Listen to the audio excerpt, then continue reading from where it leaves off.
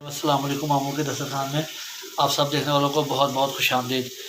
जैसे कि माह रमज़ान गुज़र रहा है तो रमज़ान शरीफ में धनिए की चटनी जैसी चटनी आपको और कहीं नहीं मिल सकती। ये धनिए की चटनी बड़ी ज़बरदस्त बड़ी मज़े की बनती है। इसमें आप दही डाल के पकौड़ों के साथ खाएँ, इसको आप पराठे के साथ तनावुल फरमाएँ, जैसे भी यूज़ करें।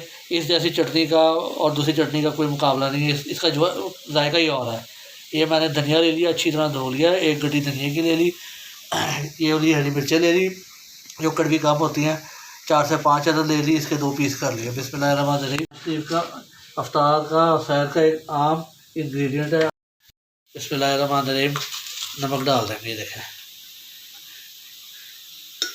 धनिया, नमक, हरी मिर्च के साथ हम ज़ीरा ज़रूर डालेंगे, इससे जायका बहुत अच्छा आता है। अब हम इसका ढक्कन लगा देंगे, कवर कर देंगे और इसको बाउंड कर देंगे।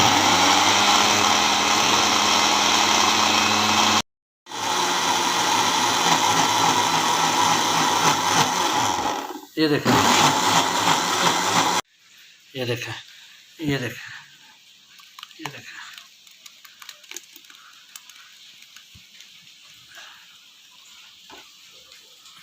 अब मैं आपको इसका रायता बनाना दिखाऊंगा। ये दही में मिक्स करें, ये देखें, ये देखें,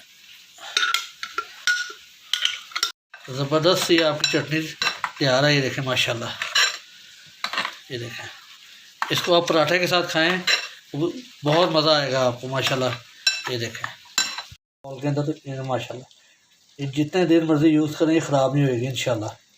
ये देखें, धनिया अच्छी तरह धुला हुआ हो और ग्राइंड करते हुए पानी आपने बिल्कुल इस्तेमाल करना। ये देखें, ये देखें ज़बरदस्त तैयार हो गई है। सहर में पराठे के साथ खाएं सहरी के टाइम। ये देखें जी, देखिए माशाल्लाह ज़बरदस्त सा बाउल तैयार हो चुका है। आप इसे जितने देर मर्ज़ी यूज़ करें इंशाल्लाह ये ख़राब नहीं होगा। सहर रमज़ान शरीफ में सहरी में आप पराठे के साथ तनावुल फरमाएं, बहुत मज़ा आएगा। हर घर में अफ्तारी में पकौड़े, समोसे, चिप्स और फ्राई चीज़ें बनती हैं, उसके साथ आप इसका इस्तेमाल करेंगे तो आपका हाजमा भी दुरुस्त रहेगा और तबीयत पे ये चटनी बोझलपन का एहसास भी नहीं होने देगी। वीडियो पूरी देखा करें, recipe step by step follow करा करें, कमेंट्स करके बताया करें। अल्लाह ताला आप सबके रिज़्क़ में बरकत दे, सेहत दे, तंदुरुस्ती दे।